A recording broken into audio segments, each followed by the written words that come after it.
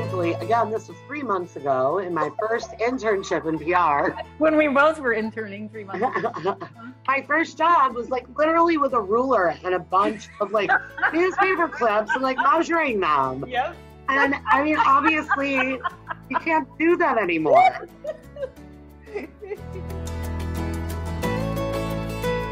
Hey everyone, welcome to another episode of Spin Sucks Fireside Chat. I am Gini Dietrich.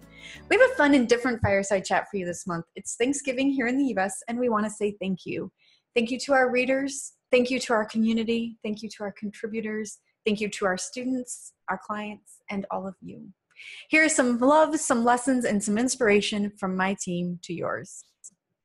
Allow me to introduce Laura Petrolino.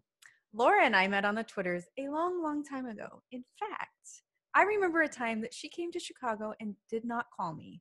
I was just innocently scrolling through my social media feed and I saw a photo of her in front of the Tribune Towers in my city. These are alternative facts. It is not an alternative fact. I've clearly never gotten over it, but I was able to get over it enough to hire her 4 years ago. And I will admit that my life has never been the same. She is my colleague, my confidant, my friend, my savior, my lifeline, and my stand-up comedian audience of one. It is absolutely my pleasure to share her with you. So Laura, not alternative facts. Tell me, what do you love about your job? Well, in my 4 years being here, really what I love most is that I look at my career in the time that I've been here, and it's changed and adapted and evolved. And it's so exciting because, and this is what I always tell people when they interview with us, the best thing about working here is that you can really create the career and professional life that you want. That in a lot of ways, such an optimistic spin. But it is, it's so true. And it's so exciting because I've, being here, I've learned more about myself as a professional and really where my strengths are and where I struggle the most, and have worked really hard to, I think you're able to work and evolve those things and then really move in a direction where you're most passionate and your strengths come through and you work on your weaknesses. And so it's exciting because every day is a little bit of different and I'm always challenged with different things. And that's a perfect role for me. I would be miserable in a job that I, felt like I did the same thing every day or didn't have a new thing come along that I didn't know how to figure out and needed to kind of research and go back and, drill my brain on. So that's the best part of it for me. It's different and it evolves and it really puts me in a great place to do what I love. Yes, we read and listen to lots of things to help us. Yes, we do. All the time. A lot. Yes. What are you most thankful for this holiday season? I have so many amazing people in my life, from friends and colleagues and family.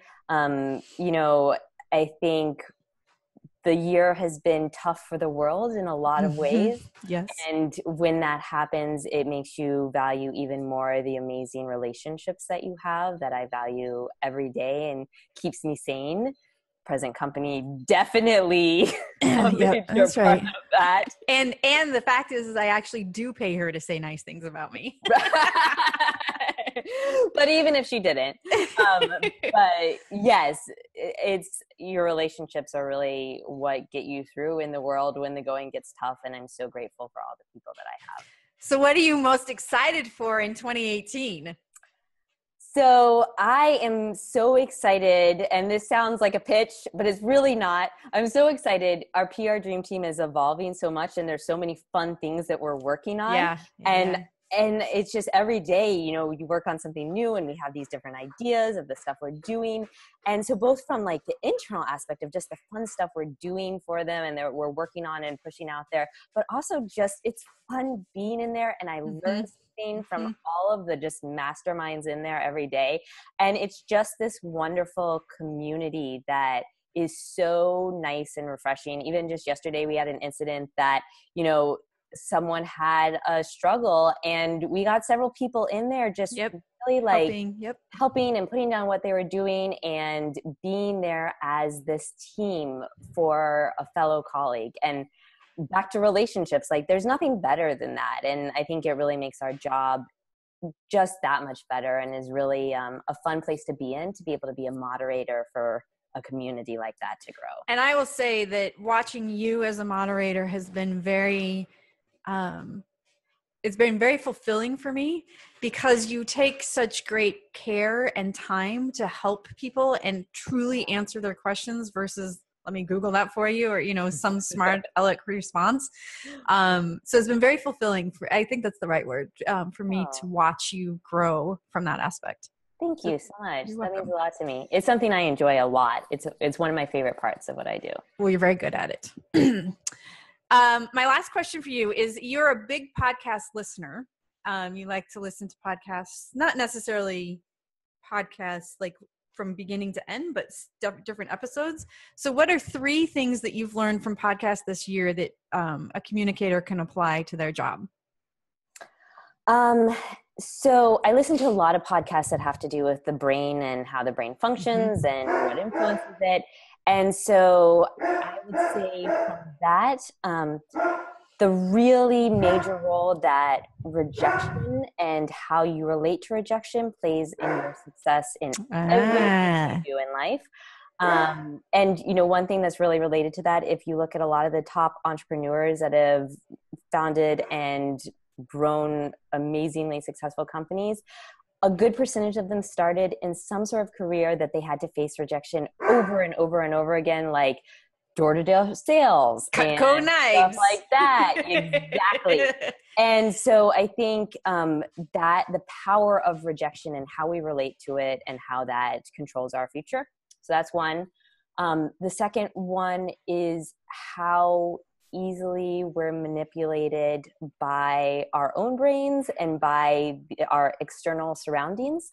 And so to that, it's very important, the environment you surround yourself in, the people you surround yourself in, and how you triangulate the information that you get in the world, because it's very, very easy for us to create a world that we only see one side. And so as professionals, as communications professionals who are tasked to think critically and see the perspective of many different people, it's our responsibility to triangulate our information, to look at ideas and perspectives that are not our own, that we don't agree with, and really make that part of what we do. So one thing I always remind myself of is, if I can't argue for the other side, I don't really know what my position is. I don't really believe in my side. Love it. So I think that's something important for us. And the more we can get different perspectives, the better we are at our jobs, because that's what we do, is talk to different people.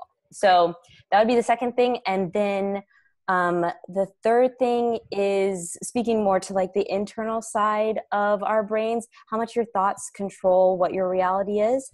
And as soon as your brains are so plastic, as soon as you think something, it actually creates a process in your brain for you to execute upon it. So when you think negative thoughts, you're executing, you're making that a reality for you and in how your brain functions. And when you think positive thoughts, you also make that a reality. So you have the power to choose a lot of that stuff. And I think we underestimate how powerful our brain is. And then a non-communication related one, but I just learned, which is incredibly fascinating, is that Bill Gates Sr. had a major role in the fact that Starbucks is what it is today.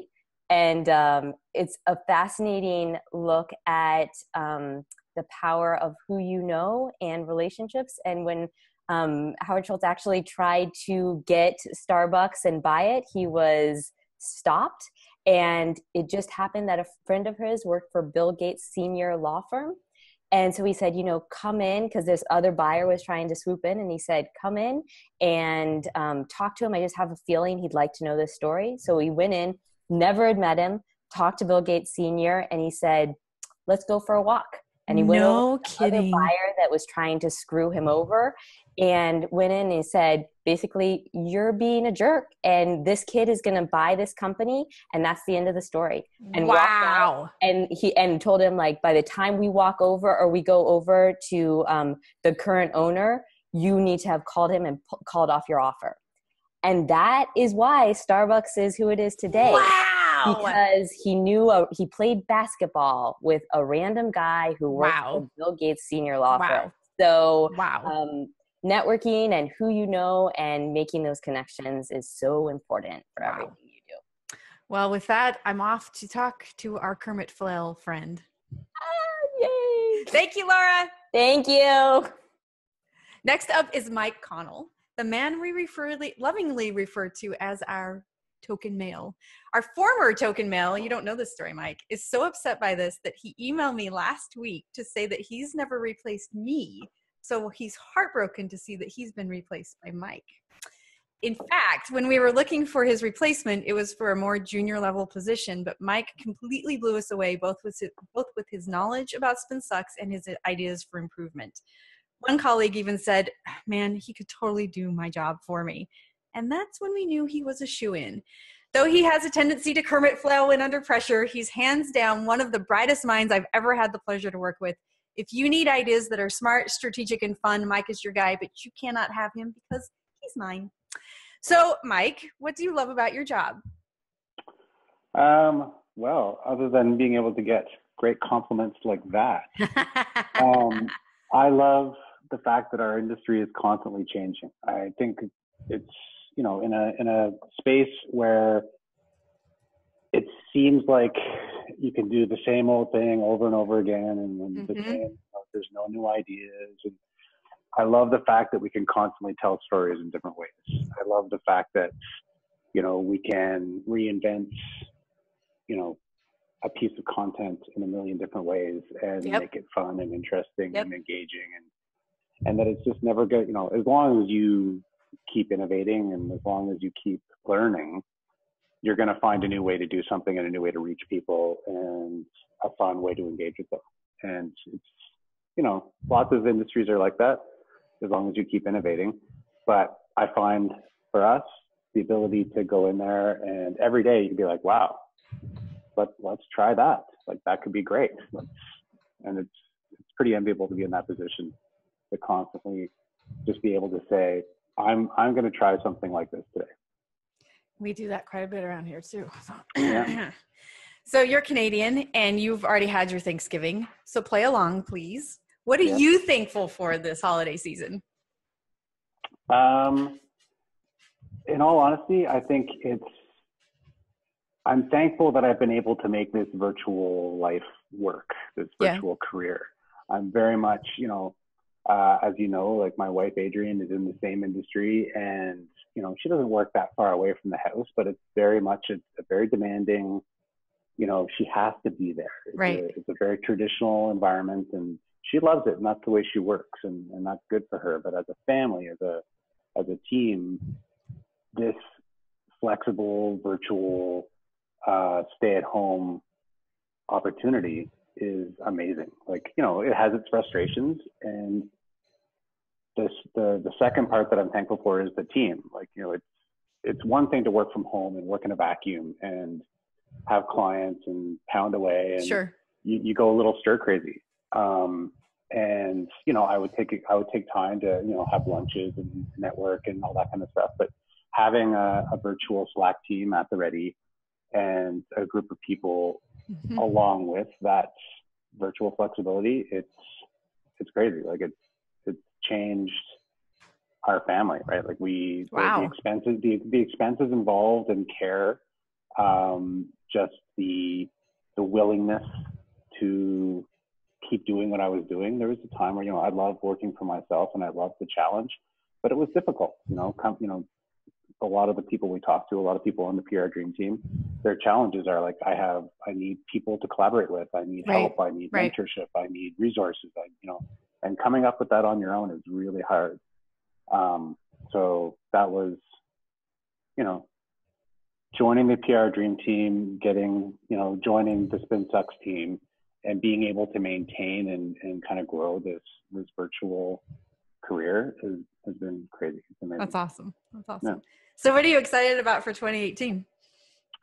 I'm really excited to take this environment, take what we've learned, take where we're going, I like client services. I like working with clients. It's a big part of who I am and what I do. Yep. But I also really like helping those people who are trying to do what we do. I really like that kind of the professional development component. When I first started wrapping my head about it, I'm like, is this who I am? I'm not, I've never considered myself like a teacher or an influencer in that regard. But I increasingly am like, no, like this is, every time we talk about it internally and every time we write blog posts about it, I'm just like, this is exciting. This is interesting. This is where, I think I'm going. It's one thing to come up with great ideas for a client, and it's another to help other people realize it's like, look, no, you can do this. You need some help, but you can do this, and these are the tools, and this is what we've learned, and there's the mistakes we've made, and that's, as we build that plan and as we turn it into reality, I think it's going to be pretty exciting to see where that goes.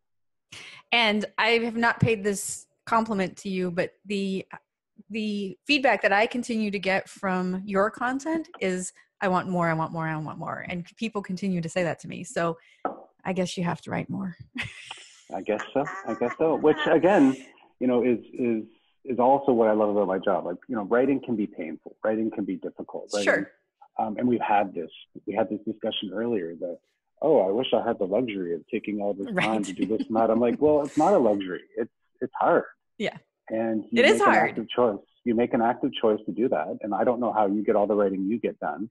But that's how I tell stories. That's how I learn. That's how I teach. That's how I, do what I do. So, it's great to hear that, because it means that it's not falling on deaf ears and that it's working.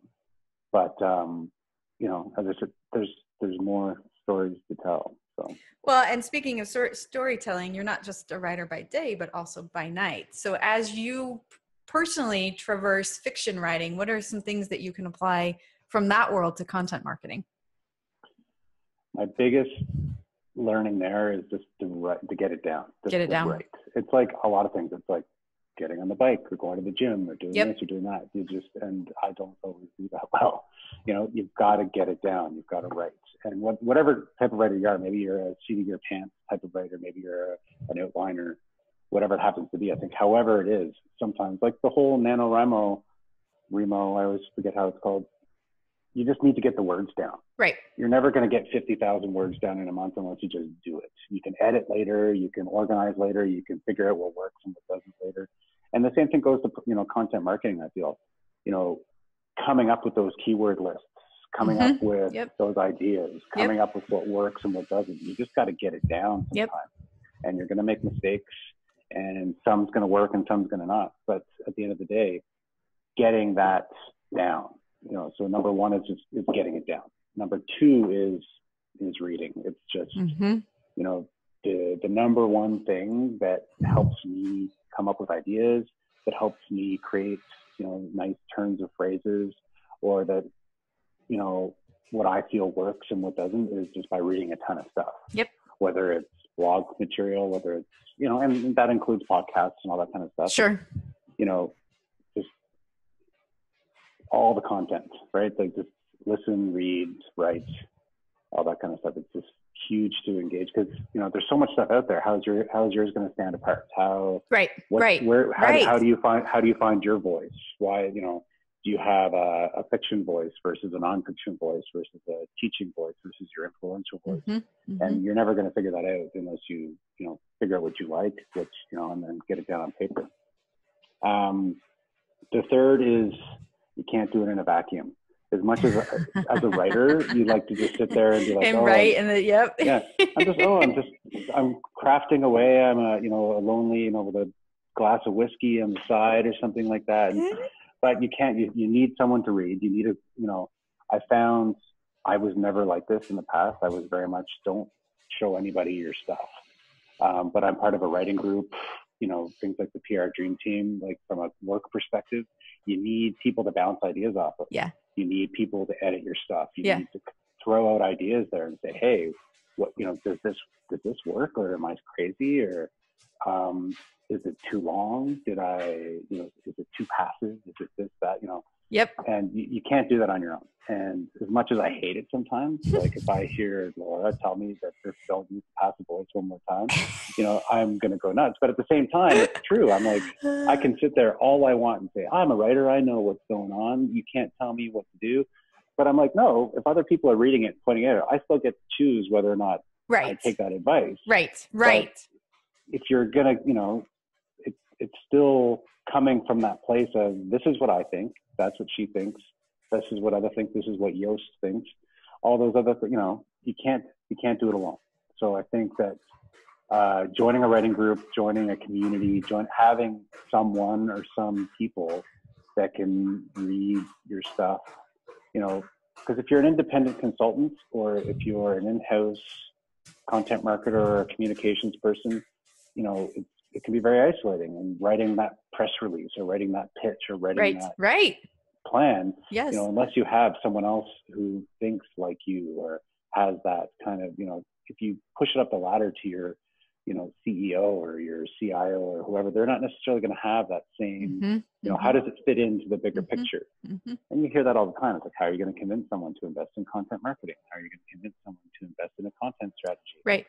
And this is where, you know, having those other people, having that community or group to work with, I think is.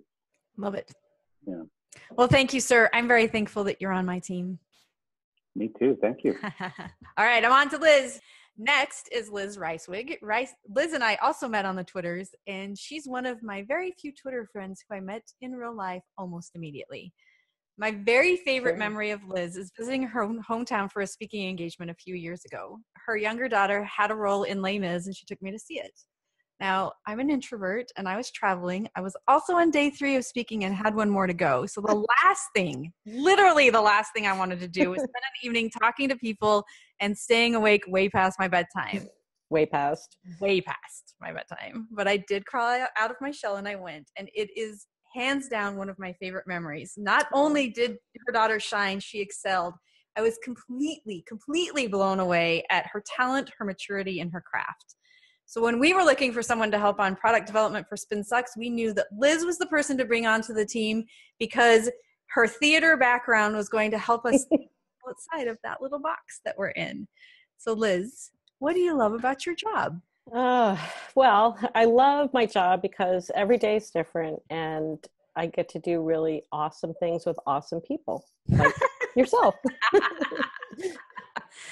As we start to go into the holiday season, which I cannot believe is here already. I know. Talk to me about some of the things you're thankful for.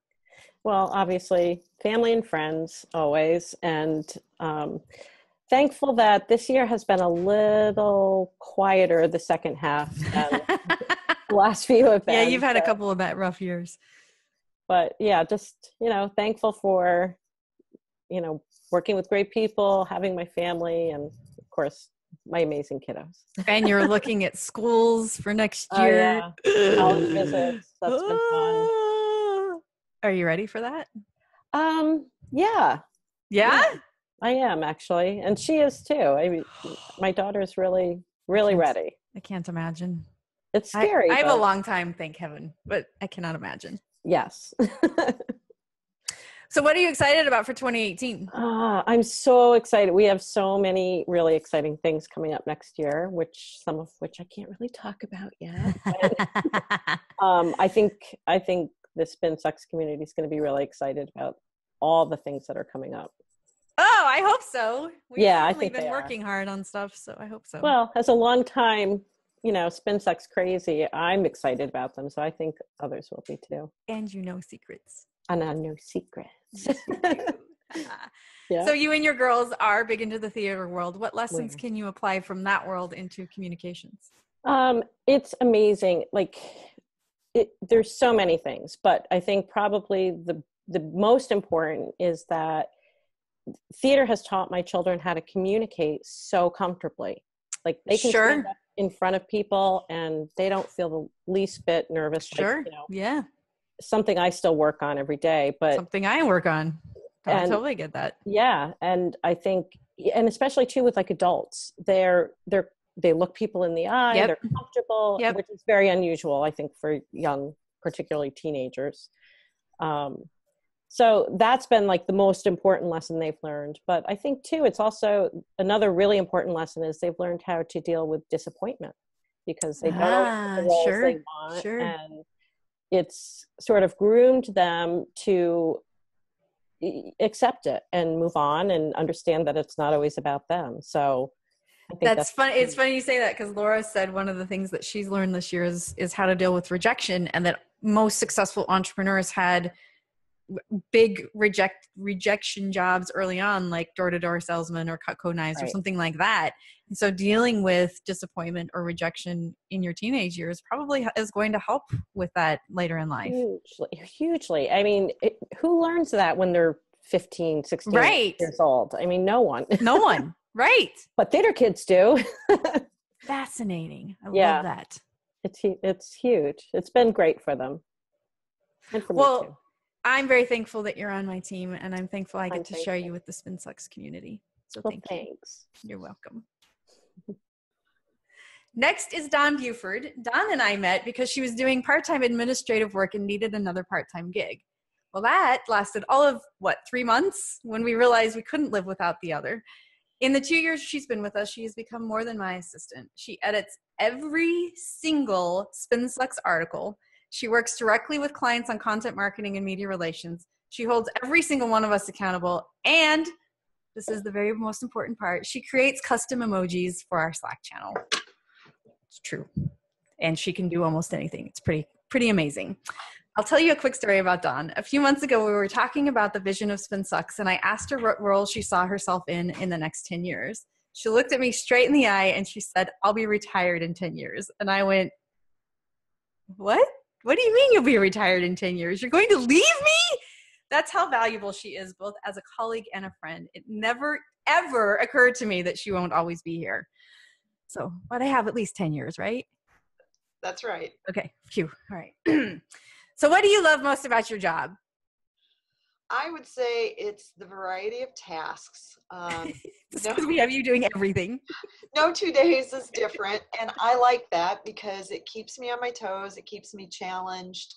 It keeps me learning new skills. The other thing is being virtual. I love being virtual because I can work on my own timeline. Yep. I'm productive very early in the morning. Yep. I get a lot done when people are commuting to their office. So that's always great. It's amazing. Yeah, it is. And then the team that I work with, I love my team.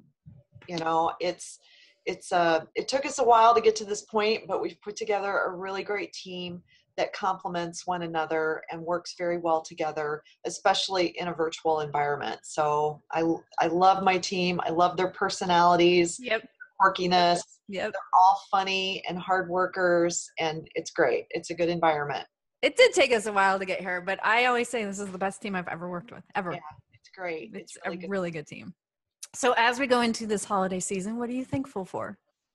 Everything. I am. I'm one of those people that's grateful, you know, because I'm extremely lucky in the path that my life has taken. And you know, I'm really lucky to live the life I do, and that's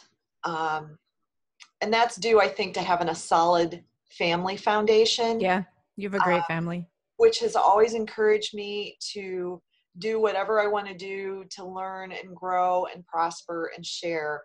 So, you know, there's always been people surrounding me that have, you know, held me to a higher standard, but helped me achieve that.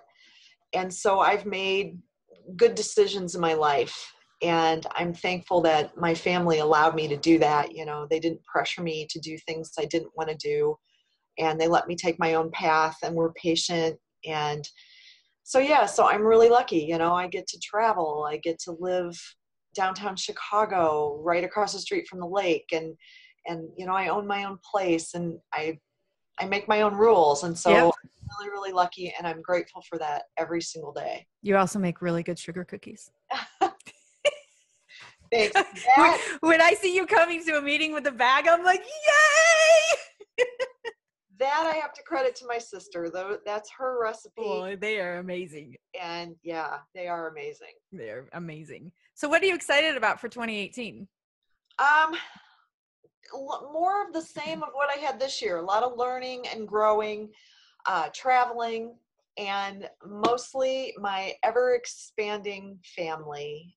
We're getting ready to have another baby in our family. You are? I didn't know this. Dan and Heidi are pregnant. Oh, holy cow, they just got married. I know. Wow. They didn't expect it to happen that quickly, but it did. So yeah. Good for them. And that's exciting. For those people that don't know me, my sister's kids are my kids. And my sister has 4 grandchildren already and another one on the way now. So, that's exciting. Grandnieces and nephews. And it's like I was telling Liz the other day, there's nothing better than a new baby in the house. Totally agree. It's just, they're a joy. Yep. And you forget that when they're little. And I helped my sister for a while when her kids were small. I helped her raise those kids. And, as they grow older, you miss those little things. Yep. And then, when there's another new baby in the house, you're like, oh. You get to have diaper butt again. I love the diaper butt and the pudgy little arms. Just the and legs. cute little first things that they do. Yep. And, the way they look at you and giggle and laugh. And it's precious. Oh, that's exciting. So, yeah. So you talked a little bit about the virtual environment, and you came from a startup that became gigantic. Right. Corporate America, exploded. But you went to work every day, and you got on the bus and you went downtown, and you did that grind every single day. So what are some of the differences between that versus what we're doing today in a virtual environment? I thought about this, and the first thing that came to mind was the noise levels. Sure. And they're different at home and at work, but I worked in an open office environment. So no one had an office. It was all cubicles. So you were part of the conversation, every conversation, whether you wanted to be or not. And that's just how it was. And granted, after a while you learn to tune things out. Sure. But being at home in a quiet environment, I get a hell of a lot more work done in a shorter time frame. For sure. Than in an office where, it's constant distractions and, there's always a piece of conversation going on behind you that you have to tune out. So, so the noise level is one. And then the second would be having instant access to my boss. I sat 10 feet away from my boss. Mm-hmm. And I was always able to go back and forth, asking questions. Mm-hmm. And same with him. He could ask me whatever he needed to. So it was just sort of that I always took it for granted that, I could just have an instant answer. Right. So, and sometimes that's not possible in a virtual environment because you're busy with other things. And you might not be at the computer, or you may have notifications turned off. And so I've learned to make a list, share that list with you every Monday morning. So there definitely are challenges, but those are the two. And I don't even see it as a challenge, really. It's just one of those things that you get used. You work differently. Sure, is what it is. So and like I was telling you guys this morning in the staff meeting, I do not miss the commute. No. At all. I don't miss the commute. I mean, that's even though it's only a 20-minute bus ride, by the time you get there, do all that, it's an hour probably, or 45 minutes. Exactly, because you get off the bus, then you're jostling on the sidewalk with the other people going to work, and then you're stopping to get your coffee, and you're at Starbucks for 10 minutes, and then you get to your desk, and you have to boot your computer, and so by the time that most people get to work and get situated and are ready to work, I've already done a good solid 2 hours. At least 2 hours. Yeah. So those are the things. Well, I'm very thankful that you're on my team. Very thankful. I'm thankful to be on your team. And last but certainly not least is Carina Mania. Carina and I also met on the Twitters, and then she started showing up in the comments of Spin Sucks. For at least 2 years, she kept popping up. She'd offer advice, provide insight, and craft new ideas. She would send me emails to say, if you tried this and this and this. And I was like, oh my gosh, I just need to hire her just to shut her up. As it turns out, when you hire her, she doesn't shut up. She just keeps coming up with more ideas. which is actually really good. Fast forward today, and she has become a staple among the SpinSucks community. She is literally everywhere. She is living proof that you truly can hire anyone, no matter where they are in the world. And although I appreciate that she works East Coast hours from Spain, I do wonder when she sleeps. Do you sleep? No. Yeah. We know. Tell us what you love about your job. Well, everything, of course. You and Don said the same thing. Everything. We have so many great projects in the works right now. So community, pay attention. We are going big this year and next year as well.